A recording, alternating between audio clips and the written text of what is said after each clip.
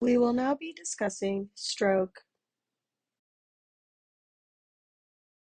Definitive care for the stroke patient is delivered at a hospital that specializes in the management for stroke patients. Optimal out-of-hospital care for the stroke patient is recognition and rapid transport. Evaluate the blood glucose levels. Treat only if the patient is hypoglycemic in accordance with local protocol. Hypoglycemia is associated with a poor clinical outcome. Hypoglycemia may mimic a stroke. Out-of-hospital stroke assessment tool. This specific tool used will be determined by a local protocol. Here are a few examples. The Cincinnati Pre-Hospital Stroke Scale in 1999, the Los Angeles Pre-Hospital Stroke Screen LAPSS in the year 2000, and the Miami Emergency Neurologic Deficit Checklist in the year 2001. The signs and symptoms assessed by these tools are 1.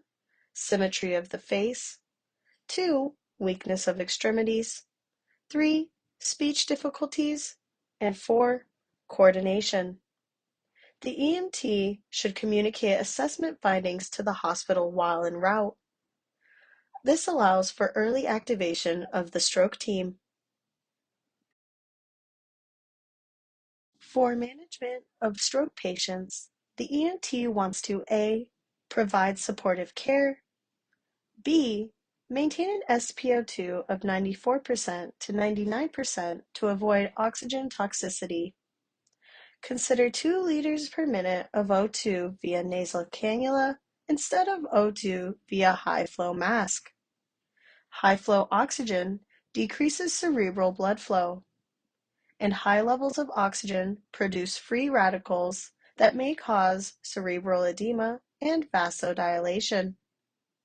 Lastly, rapid transport to an appropriate receiving facility.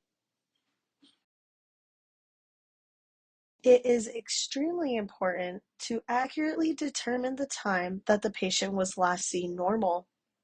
Some strokes are treated with fibrinolytics, which has a limited therapeutic window, and some strokes are treated with endovascular interventions. 1. Angioplasty and stenting, and 2. Mechanical clot disruption.